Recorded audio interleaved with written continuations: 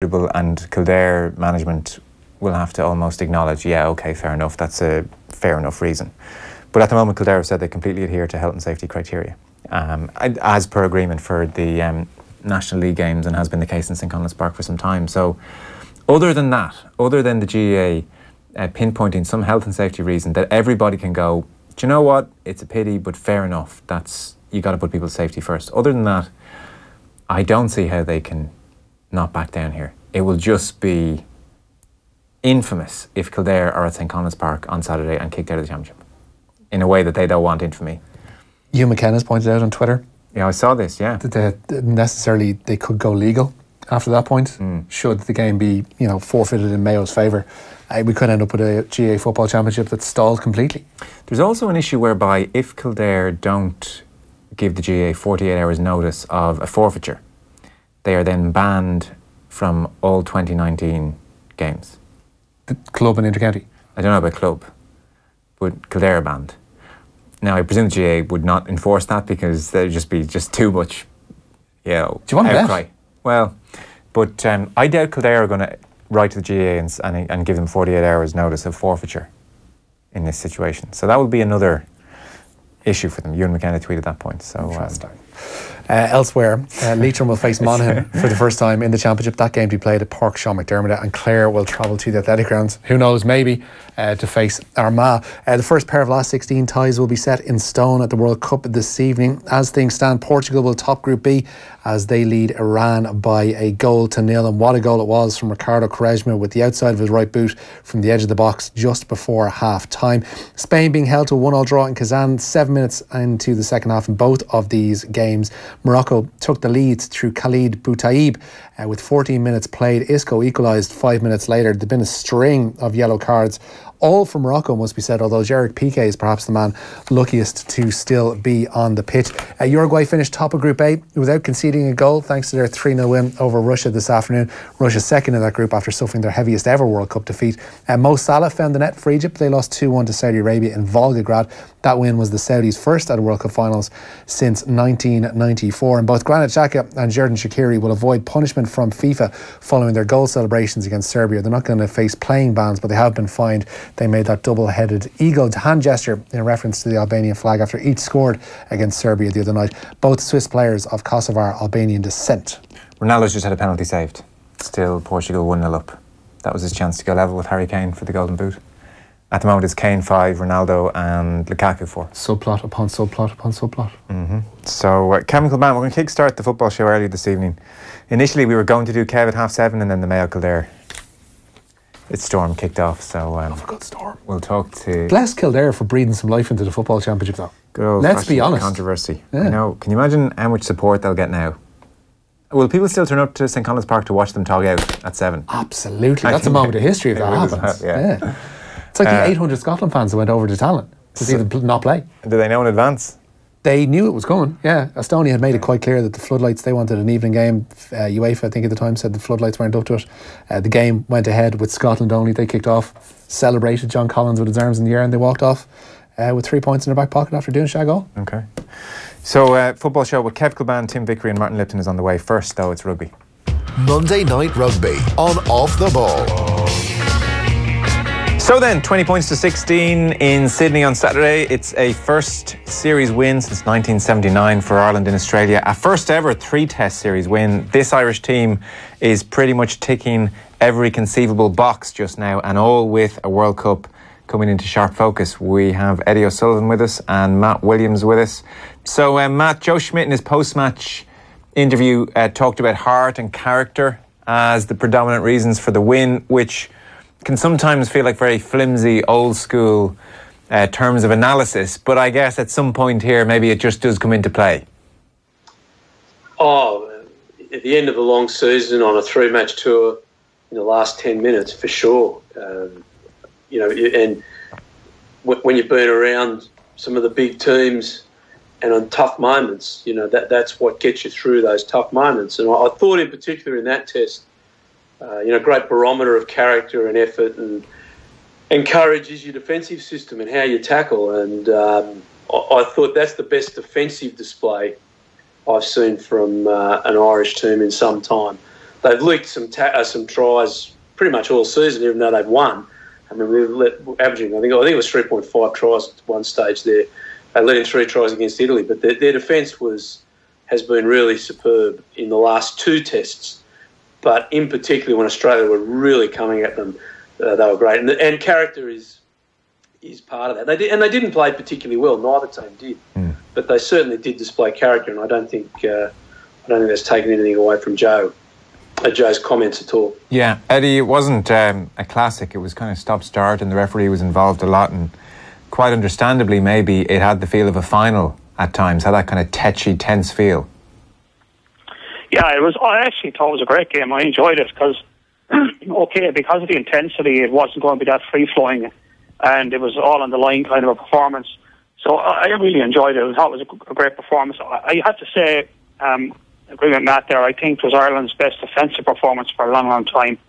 And if you think about the try that Australia got, wasn't ball in hand. It was a grubber kick. No, it was a good grubber kick and a great finish. But Australia were really struggling to break Ireland down. Probably the only time they broke us down was the very end, last play, where that ball was deemed hadn't touched Stockdale, and I don't think it had. But if that pass had stuck, we could have been in trouble.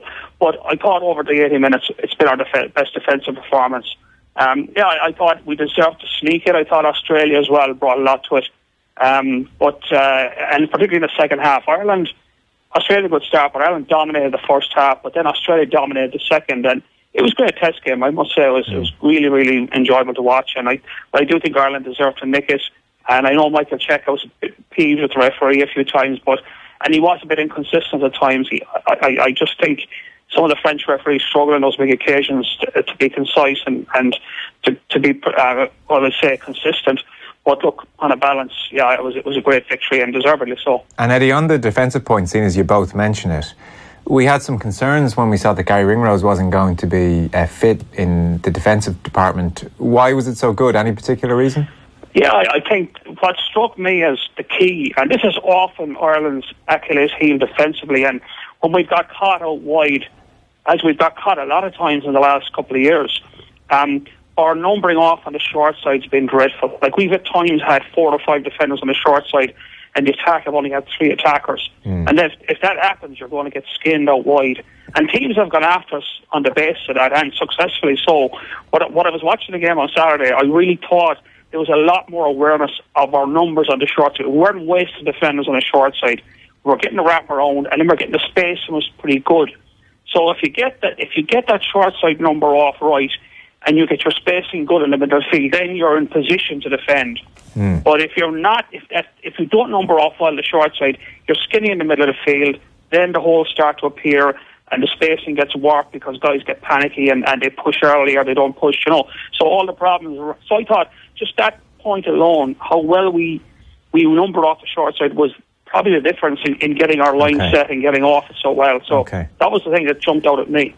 Matty, I remember we spoke before the series kicked off, and I asked you how important it was and whether or not it was some kind of prerequisite to Ireland making a World Cup semi-final or final to win the series. And you kind of thought, well, not really. They've done enough, and if they don't win the series, it's not actually ultimately that relevant for a World Cup in 14, 15 months' time. And now that they've done it, and you see them lifting the Lansdowne Cup and all that kind of business, have you changed your mind in any way? Does it feel more important maybe than you might have suspected beforehand? No, Joe, not really. Winning is a habit, and I think this Irish team are in the habit of winning. That game could have gone either way. I probably agree with Eddie that Ireland dominated the first half and Australia dominated the second, but I thought Australia were pretty unlucky in the end.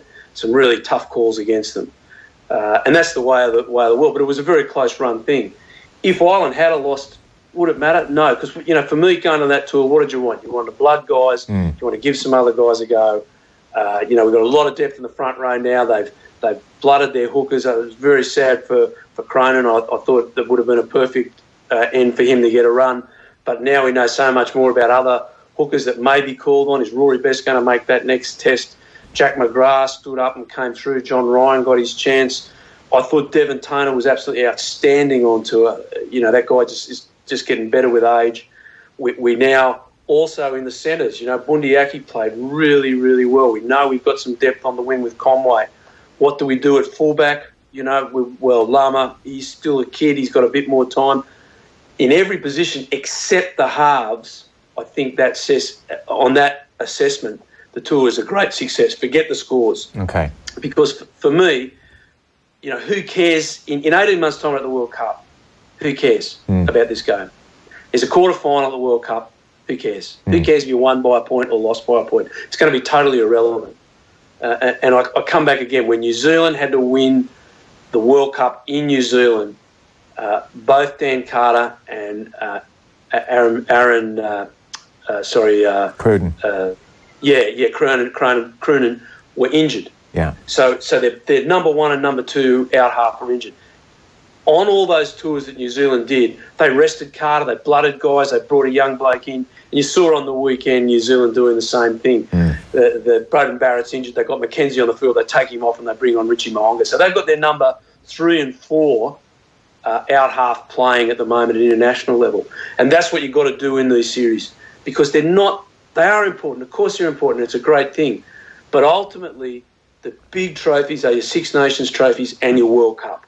And that's what this Irish team's got to plan for. So for me, with 10 to go, if Australia had kicked a penalty and won the game, it wouldn't have changed it too much. Yeah, okay. Fair enough. And on the refereeing, I think you were on Saturday with Nathan Manton, felt that Folau was he harshly treated to get a yellow for the Peter O'Mahony incident, in short? It's a big question right now. I'm sort of talking about in the air generally. Yeah. I thought it was definitely a penalty. He goes for the ball and he does touch Peter, grabs Peter's ribs. He doesn't grab the jersey, but he definitely hits him. It's a penalty. But because CJ Stander is lifting him, he pivots on CJ's lift. All this happens in a split second. And the referees have to make these decisions. And for me, Izzy didn't create danger. Did he touch him? Yes. Was it a penalty? But he didn't create the dangerous situation alone. The lift of CJ was adding into it. We saw Falls one in the second test over in New Zealand. Very different circumstance. But if we're talking about it and social media's lit up and Lukey Fitzgerald and I are going back and forth talking about it, you imagine what the poor referees are doing. They've got a split second to make their mind up on these things. But they have massive effects on the game. And I think when the World Rugby has to get a lot clearer on its definitions. For me, I would outlaw one-man lifts, because I think two-man lifts are very stable. One-man lifts, you get what you had. Now, they had it twice. The beginning, I know Israel Folau's been cited on the first restart of the game. Now, I watched it just before we came on air about 4 times. And again, you're going, wow, who contributed to that? That happened in a split second. And referees, I felt that was a penalty. Now, the referee missed that. It's such a difficult area. And this is a great example of the rules the laws of the game not keeping up with the development of coaches and players. The accuracy of our restart kickers, as Eddie and I have seen the last 15 years, kickers couldn't do these kicks 15 years ago. They just couldn't be as accurate from a drop kick as they are now at restarts. So there's this massive contest that perhaps wasn't there 10, 15 years ago. And now each team's doing it, and the laws haven't kept up. Right. With that part of the game. What's your read on it, Eddie? I think it's there's 2 areas of the game at the moment that are hugely controversial and problematic. And one is the contest for the ball in the air, as Matt went through there. It's a bit of a crapshoot. I mean, you could lose those contests because you don't manage to get as high as the other guy. And once you're not as high in the air as him, you're now, you're the perpetrator and he's the victim, which is a bit insane. And they're also expecting players in a split second, to pull out of these exchanges when they haven't time to look to see where the other player is. Like, you've got as much right to go for the ball as the other guy. And it's that convoluted to the point now where it's dangerous when somebody comes down their head, no question about it. But it's a bit like the tackle. There's no obligation on the player who jumps the highest to protect himself. And I think the one-man lift as well is dangerous. It should be taken out. We stopped allowing players being lifted to stop penalty kicks going over the crossbar. And we should do the same with this one-man lift at a restart. It should be a 2-man lift like a line-out, for safety reasons. But going back to the actual adjudication on that contest for the ball, it's a nightmare for referees. And some of them, you look at them and you go, the guy falls badly and it looks also definitely a red, like we saw in the New Zealand game the week before. But then you see it back, you go, well, hold on a minute, what was the other guy supposed to do? I mean, he can't pull out, he's in the air, you can't just freeze in mid-air, it's not physically possible. So it's become very, very messy. And it's dangerous. I mean, the obvious solution, and a lot of people would be against it, is you don't allow people to jump in the air. Like in the bad old days when I played, you never jumped for the ball because nobody protected you. If you went in the air, it was at your own risk.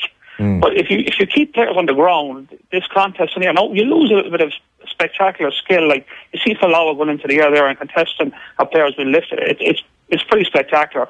But from a safety point of view, I think it's a problem and it's very difficult to do here. And the other area is, when is it a ruck and when is it a tackle? When is the player off his feet? When is he not supporting his feet? That's all over the place at the moment. That's a crapshoot every Saturday. You've got to figure it out. On the hoof against the referees, and referees change during games. There are two major areas that have a huge impact on games.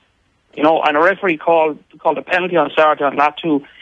People said he was on his feet. I thought he was, but the referee told him let it go. He should have let it go. But the point is, it's a minefield, and that gave Ireland a 4-point spread. It meant Australia to score a try. It changes the game. So there are massive calls, and what worries me is we'll get a tournament like the World Cup or a Grand Slam game will be decided on one of these calls. And, it's mind-boggling that we're going to get to that point. So I think definitely the contest in the air, hugely problematic going into the World Cup. And the inconsistency over the tackle ruck scenario, hugely problematic as well for everybody. And coaches are going to be pulling their hair out about the tackle ruck scenario more than anything. That's really, that happens so many times in a game. There's so many contests now for the ball. Yeah, okay. If we talk about a few personnel then, because I guess that's a big part of what this tour is about. I'm sure everybody felt it was a big tour for Jacob Stockdale. And it was probably impossible, Matty, to expect him to continue that Six Nations record try-scoring form, 7 tries, and in those 5 games was just outrageous and historical. It didn't feel like he had a great tour, if I'm judging on just initial viewing and the statistics from a try-scoring point of view, which is kind of what this guy has been thus far. So where is Stockdale? What have we learned about Stockdale? Mate, the trouble for poor old Jacob is he's never going to live up statistically to those first few games, is he? Because he broke records that have been there since for 120, 130 years. So his initial 7 games was just off the scale. And the kid just needs time. He needs as much time on the paddock as he can get. I just think it's another stage in his development. I still think he's a very good carrier, a very good finisher with the ball. He gets defensively. His reading of defence is problematic. And that's just time and experience. He's only a kid. Like Lama, they're developing players. If you said to me, Lama's, he's the guy who's going to take Robbie Kearney's place in a few years. Let's let him develop. He needs time. So I thought that was I wasn't concerned about Stockdale at all. Joe, the one I would have liked Conor Murray not to have played a game, and one of the 9s. Now I understand why John Sexton and he are the best half pairing in the world behind the New Zealanders, and they win games. But if we lose one or both of them, we got a train smash. Like that's Armageddon for the team. Yeah, and we desperately need to give other 9s and 10s time. Now Joey Cumming got 60 minutes, I think, maybe a bit less, 55 minutes. We've got it. And it's really hard on Joe because he wants to win and there's pressure from the IRFU to win. But we've got to find a way to give other 9s and 10s time at international level, because if it happens, like it did to New Zealand, we're going to need them. Joe Schmidt was talking, Eddie, about next season, and he said, I'm kind of intimidated by the season that's just gone, because how do we repeat it? It's tough to go again. And with the expectation that we have. And then he said, although we have that expectation of ourselves as well, and we're going to try and keep working and improving. Is there any danger, Eddie, this team may have peaked? Is there a danger this is the peak? Well, it's a possibility in the sense we've seen New Zealand do it between World Cups for years. But, look, what are you supposed to do, like hold back or something? I know. He's just got to get on with it. Like, he's right. Yeah, next year's going to be tough. And the problem with success is it's a big stick gift wrapped in expectation.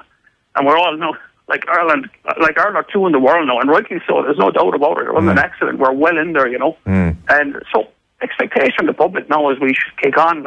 And it's misguided because the margins are so tight. Like we could have lost the game on Saturday, and we couldn't have complained. You know, if Australia came back and nicked it, you would say, well, no, fair play. And you know, there was, like, had we lost in Paris, we could have lost in Paris. You know, it was an amazing win, but you wouldn't want to do it every Saturday. So the margins are so tight. But I think probably where he's happiest about is, I think the depth in the squad now is absolutely phenomenal. Like, bar 3 positions, I think the halfbacks, as Matt referred to, we're not sure about Joey Carberry, and certainly there's a big drop away from Conor Murray, but he is the best in the world. The other area I think is bigger problem actually is full back. Like, Rob Kearney has played, who's reinvented himself. He's phenomenal form, but he's played 14 of the last 16 tests for Ireland. I mean, he missed the England game last year in the Six Nations because he had a knee injury, and he was rested against Fiji. So who's the backup full back if that happens? We don't know. Well, we can throw names out there. I mean, Zebo is in exile. So it was Jared Payne who stepped in last season. So, like, that's actually one of those positions he's got to worry about. No, I'm not saying he should have rolled the dice in Australia. Look, they set out their target to win the Test series. I think they saw it as a landmark, and I can understand that, and I think they were right to do it. And it's very easy to be, you know, one day more the quarterbacks and talk about changing players, but when you're in there yourself, and Matt knows this, you know, it's all about winning. And I think he has a few issues around that. And Matt's right. If anything happened to Johnny and Conor on the same day, that could be a big problem. But if anything happens to Rob Kearney, he's got to find a way of finding another full back pretty sharp, because he's decided to exile Zebo, which I don't particularly agree with, but that's not my call. But I think we don't have an obvious replacement. And Rob has a very bad injury profile. He's been very lucky for the last while, but he's had more than a share of injuries. So, but I think, to be fair, starting last year on the tour of Japan and USA, we started to build in the depth into the squad. And like last year, you saw like Carberry, Conway, Cooney, Stockdale, Conan, Levy, Porter, Ryan, Scannell all came into that tour in America and Japan. And then in the autumn, we got in Bundyaki, Sweetenham, Chris Farrell, James Tracy, Adam Byrne even had a look in. So he's got a pretty good picture of where he is with the squad, a better full back. And I think the 9 and 10, well, you're talking about 2 of the best in the world, so we're unlikely to find genuine replacements there. But I think that's the big takeaway. And Eddie, sorry to interrupt. This year is the depth we've built into the squad now. Now we're contenders. It's fairly phenomenal. Yeah, so, well, just on Kearney then briefly, because there's 1 or 2 other things I do want to hit. Say he was to go, and it's interesting we're having this conversation because he's often the much maligned Rob Kearney, and he has reinvented himself in many ways. Are you looking at Carberry, Conway, Larmour, or another? Who are you throwing in there, Eddie, if you had to? For full back? Yeah. Well, I suppose Conway is the obvious one. He's the guy who played against Fiji. I don't really think that Joey Carberry is an option at Test level. I just think he's a 10, and he's a very good 10, but I don't think he's a Test fullback. And I know he's playing for Leinster, but that's a different kettle of fish. So I would hate to see him having to start in the World Cup. I think Conway could be the solution. He's extremely talented, but like we've said, he's got to play there. He's got to go in and play a few tests. And it's difficult to find those opportunities from now. You know, and in fairness, I'm a huge fan of Kearney's. I think I've always thought he's a superb player. And when he's had, I think one of his problems has been his career's been broken up by injuries, and he's always found it hard to get a run of form. But we saw his class coming through this year when he got the run of form. But I don't. There's no obvious solution. The obvious solution for me is Zebo. Let's be honest. That's the guy who I think is the next best full back in Ireland with Rob Kearney, and that's my take on it. Yeah, well, we can hold our breath for that one. Just a thought I had as you watched Ireland win, Matt, at the weekend, is given the season they've had, surely there'll be 1, maybe 2 Irish players in the running for World Player of the Year. Like, not since Keith Wood is an Irish player won. I think Brian O'Driscoll was maybe harshly treated in 2009, although, look, competition is stiff. Are we looking at a potential Irish World Player of the Year this year, or am I missing somebody who's performed out of his skin elsewhere? Oh, the Kiwis are pretty hard to roll, aren't they? But Furlong, again, was immense on Saturday. For his position, the way the guy plays is incredible. He's got to be up there and right in the reckoning, as does Sexton and Murray. The problem everyone faces is, you got Bowden Barrett who just is redefining the way out halves play every year. He's an extraordinary footballer, and they just keep producing one after Dan Carter. But Furlong's performance, if we go back to the Lions, right through the Six Nations, and he was injured just for a short period of that, and then this tour, he's doing things that other tight heads around the world just can't do. You know, that set of that pass back for CJ Stander's try against England in the first half of the Grand Slam decider. He's clearing out of Hooper and Pocock. He's scrummaging. He's ball carrying. His defensive work. You know, he defends like a six. You know, if his name's not there, there's something wrong. And I think it will. That award for a long time was sort of going to the flashiest player. And I don't mean that in a flamboyant or a flippant way, but they weren't giving it to really hard-working tight forwards. And the last couple of a few years ago, you know, when they changed that and started really understanding the different roles and rewarding them, I think he's got a real chance. I guess the last thought I had, Eddie, on the weekend, it's been an interesting dynamic the last few weeks in that I think a lot of people would have caught some or all of New Zealand-France games before then watching Ireland. And we're in this, we're on the run-in now to next September. And New Zealand keeps setting a standard. Do Ireland over the next year, because I know Matt thinks we need to evolve in some aspects, do Ireland need to try and mimic some of what or all of what New Zealand are doing? Do they have to kind of follow that direction? Is that where the game is going, or would that be a complete mistake? Well, I think there's something in that. You can't mimic other teams too much because you really have to play to your strengths. And that's the key for any coaches. What is the team good at? Now, Joe Schmidt has put a stamp on this team. We play a very attritional game.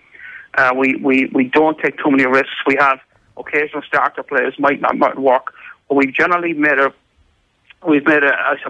habit of choking teams out in terms of possession and territory. And my concern is that if we can do that to every team, we can beat any team, but and holding our discipline like to single digits in terms of penalties. The other three things: possession, territory, and discipline.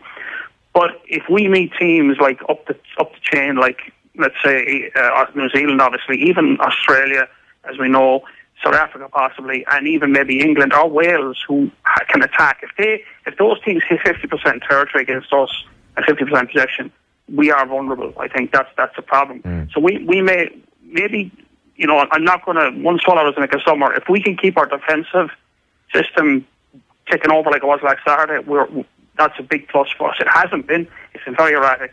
And the other thing is, I think we've got to start scoring more tries because we're still winning games. There's nothing wrong with that, but we're having to dominate territory and possession to win games, and we probably need to score more tries off less territory and less possession.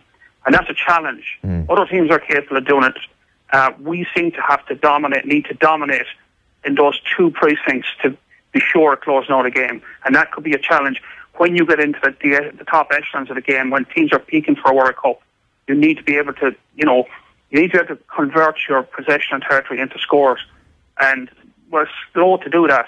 Now, it doesn't matter if you're dominating, but if you don't dominate, if you end up 50-50, your strike rate is maybe too low to get you out of the game. Yeah. Generally, they have dominated is the mad thing. I mean, they do, Matt, seem to have a facility for generally controlling most games. I know Australia did it in the second half at the weekend, but certainly Six Nations, Ireland seemed to just utterly dominate possession and territory, and they had that knack. There's the November Internationals and the last Six Nations. You're 100% correct. And as Eddie pointed out, they scored a lot of tries. If you take that period away, Ireland's average try scoring, I think I did the stats on this, and I just haven't got them in front of me. I think it's 2 years ago. Is 2 tries a game? It's 2 point something tries a game. Now, if you just look at the simple stats, real 101 stuff, you can't beat New Zealand without scoring 3 to 4 tries, right? You just can't do it. It doesn't matter which way you cut it up. You cannot beat them. So they've got to find a way to do that. So you said, have they peaked and so on? They don't have to, but they've got to grow. They've got to change. They've got to move forward. Do they have to play the way New Zealand play? No, you don't. Mm-hmm. But I'll give you an example.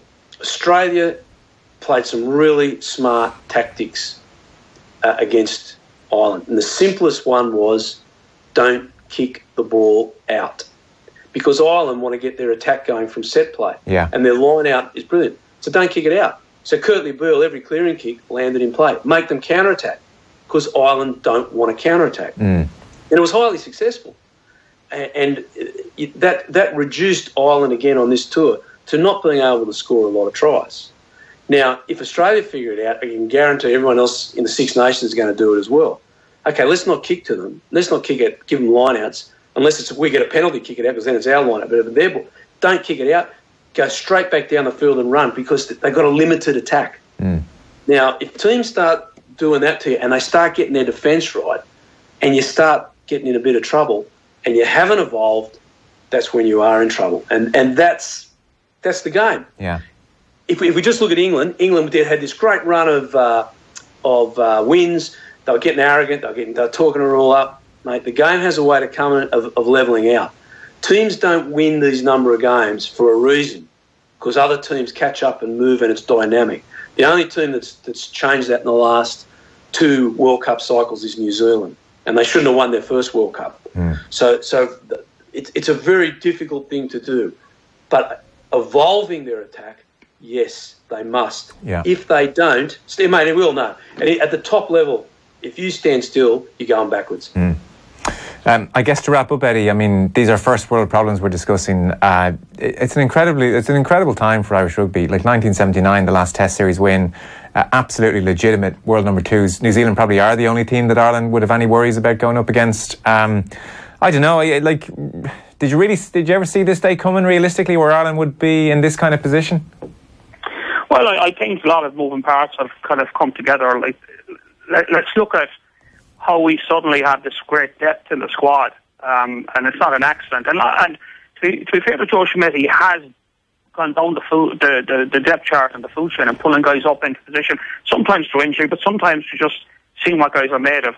And I think that's down to the success of our academies, which is built on the success of our schools. So our academies, after kind of 20 years, are now pretty refined and pretty productive.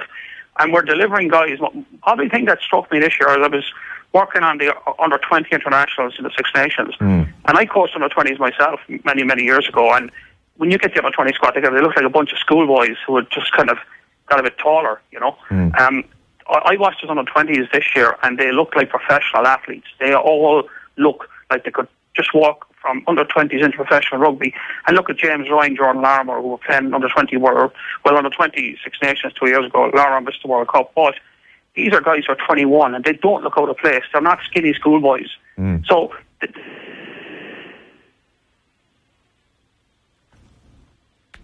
we've lost you, Eddie, have we? No, I'm still here. Sorry, we just lost you. So they're not skinny schoolboys was your last point? No, they're not skinny schoolboys anymore. And what we have now is we've got a world-class school system, world-class academy system, churning out these guys who are ready to play professional rugby at even international level at 20, 21, 22. We've never managed to do that before, and now we're doing it consistently. And I suppose, look, that's the beauty of it. Things have aligned really well for us now. And it's not by accident. There's been years of work and strategic planning to get this done.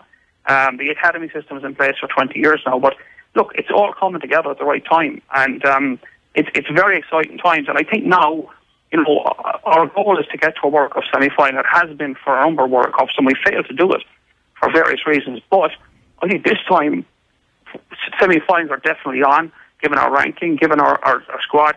And you get into Cup rugby scenario then. You're 80 minutes from a final, and if you're in a final, you're 80 minutes from winning it. Yeah. It could go any way. The trick is to get into that space, but we're really, really set up to do that. Yeah, it certainly feels that way. Lads, we'll leave it on that positive note. Eddie O'Sullivan, Matt Williams, thanks very much. Thanks, Joe. Off the Ball on Newstalk.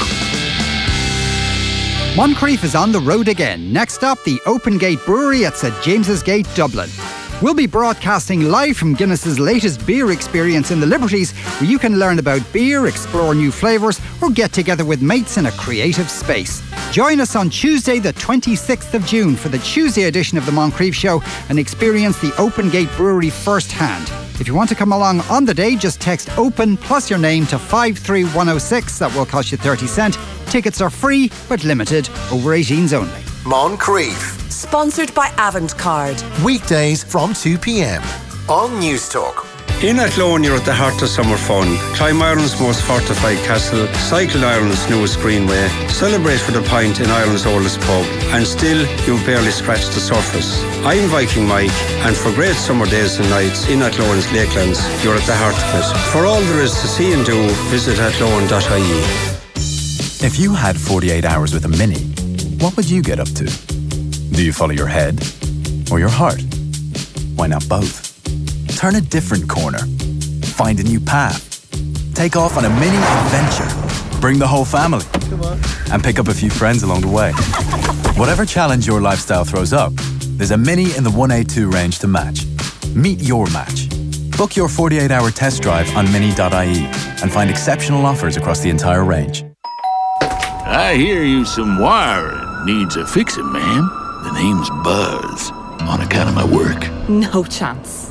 Not all cowboys ride horses. If they're not a safe electric registered electrical contractor, you're putting yourself at risk and they're breaking the law. Find one nearby on safeelectric.ie. Some jobs need a master, a mortgage master, with dedication, focus, and expertise. If you need results, you need someone with decades of know-how, with no distractions, no time wasting, and no faffing around. Not a jack of all trades, but the master of one. For a job as important as your mortgage, that's EBS, the Mortgage Masters. Search EBS Mortgage Masters to find out more. Lending criteria, terms, and conditions will apply. EBS DAC is regulated by the Central Bank of Ireland. Bruce Betting are one of Ireland's leading bookmakers. Download the iOS app today to see why Bruce Betting are giving you more for World Cup 2018. Bruce Betting, your World Cup bookmaker. In store, online, and now on your phone. Please gamble responsibly. See dunlewy.net. Off the ball. This is News Talk.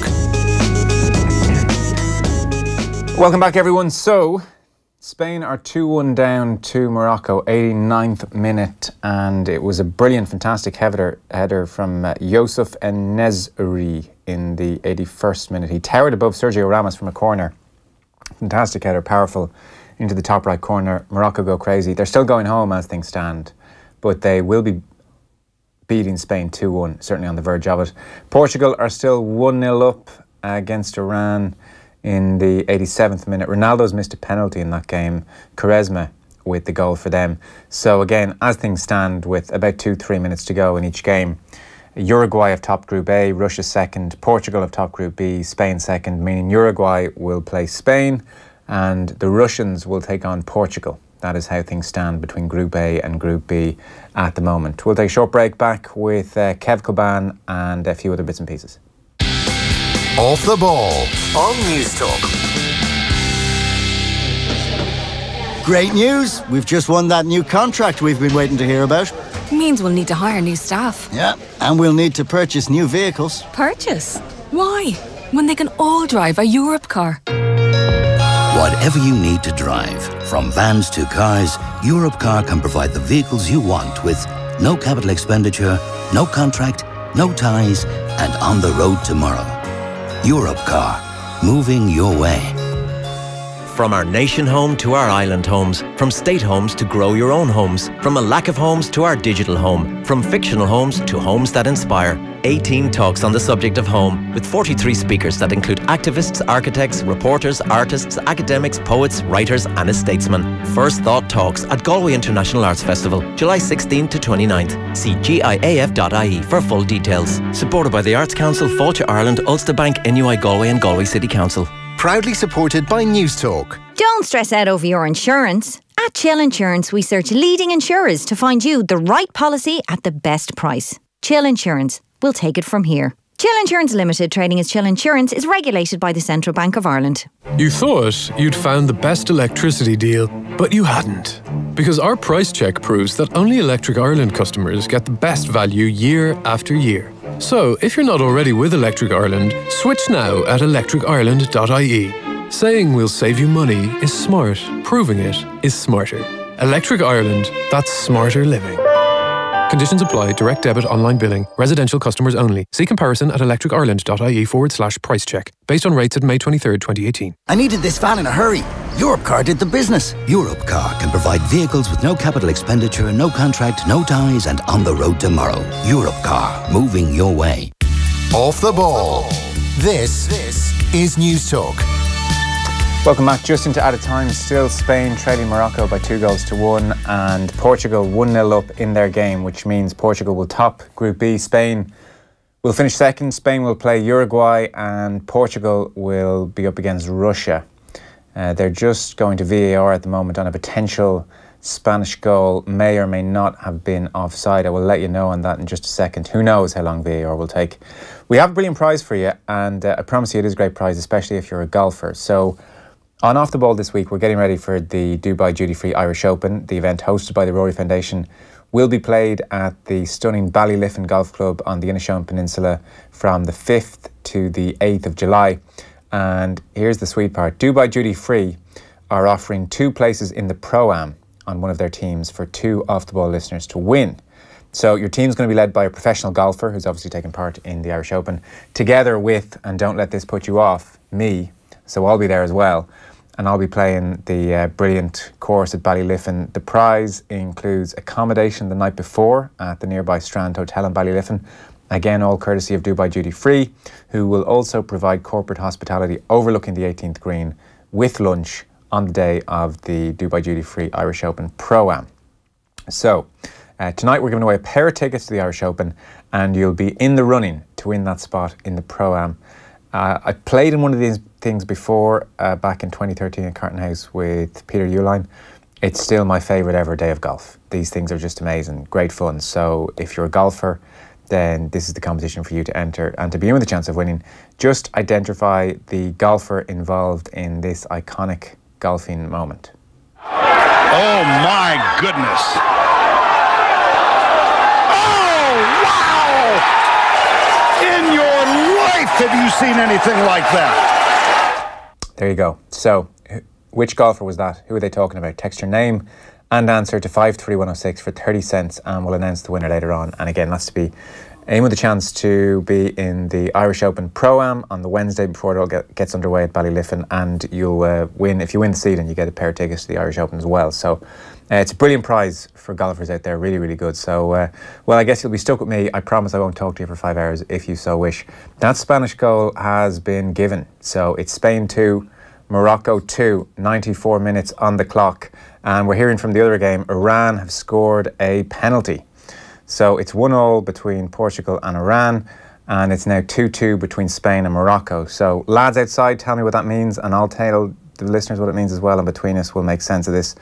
I am saying that moves Spain to 6 points, and it drops Portugal to 5 points. So I would make it that as things stand, that would be Portugal finishing second in that group and Spain finishing first. Yeah, I have them level on points, in fact. Spain on 5 points, Portugal on 5 points, with Spain going through on goal difference. So that's how things stand at the moment. And again, there's a couple of minutes to go here, but it would be Spain now topping that group, Portugal second as things stand. So, wow, late drama in Group B. We'll give you confirmation of all that in a moment, and in full times, Tim Vickery's going to be in the football show, as is Martin Lipton. But earlier on, we caught up with Kevin Kilbane.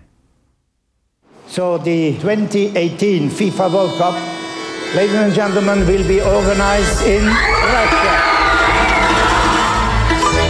Soccer is popular, is very popular all over the world, especially in Russia. But I said to myself, I said, you know, this Russia thing with Kremlin Kilbane.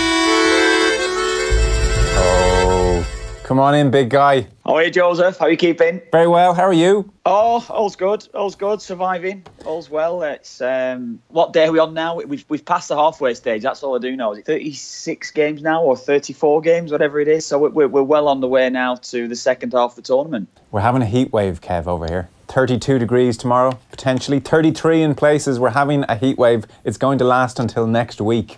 Oh, beautiful. And I'm away for it as well. It's not too bad here. Weather's okay. It's a bit milder back. I've just landed back in Moscow today. It's a bit milder than it was when I left. But you can enjoy the sunshine, Joe. You're going to work on that suntan? I will. So what's the passport situation? Where are we? Has that been sorted out for you? I've been into the embassy this morning. Great people in the embassy for me. Chris in there, big West Brom fan, actually. He has sorted everything out for me. So yeah, I'm hoping actually to have it probably this evening, but we're going to wait and see how it is. Might be a bit touchy, because I'm due to fly out to Kazan tomorrow because I'm doing South Korea and Germany on Wednesday. So it's just going to be a bit touch and go how it is, but I think I'll be fine. Can you be trusted with your passport? Do you not want to leave it in with someone else for the next couple of weeks? Get Guy Mowbray. Yeah, no, I'm used to being part of a team, aren't I, where someone just takes the passport off us. We get on the plane, we get off the other side. Hey, Joe, this is me. Is it my third major tournament now? I think it is. Fourth major tournament. Actually, fifth tournament I've done, but this is my fourth major tournament, and I've never lost it once. So you've got to give me a bit of leeway there, surely. Rumour has it that Enda Kenny got involved here. Can you confirm or deny?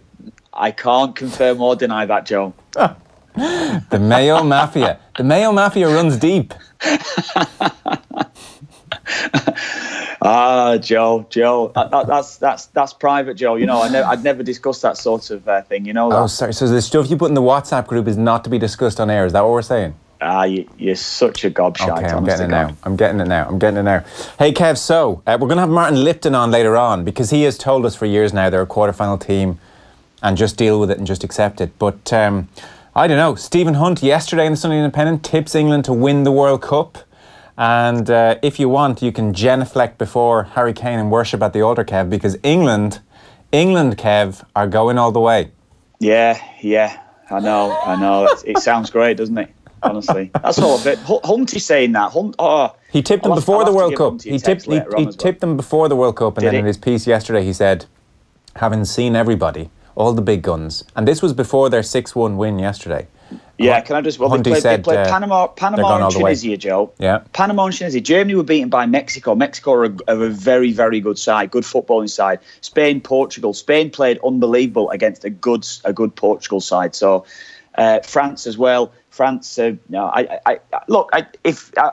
can't say no, because we've seen in the last major tournament, Portugal didn't play great football all the way through and won it, and Greece did it in 04. So we know it can be done. So of course I'm not saying that it can't be done, but England have played the best football against Panama. Panama who couldn't defend. I mean, that was the most abysmal sort of defending I've seen from any side at any level yesterday against England. So if you're getting carried away from a performance like that against Panama, then your judgment needs seriously tested. I thought Panama were a very good team, Kev. Did you really? Very good. Yeah, great side. Honestly, I think they're a great side too. No, look, it's very hard to judge, but what is very noticeable is that this English team seem to be having a lot of fun, seem to be expressing themselves, seem to be genuinely, they have a threat. They are threatening when they go forward with the ball.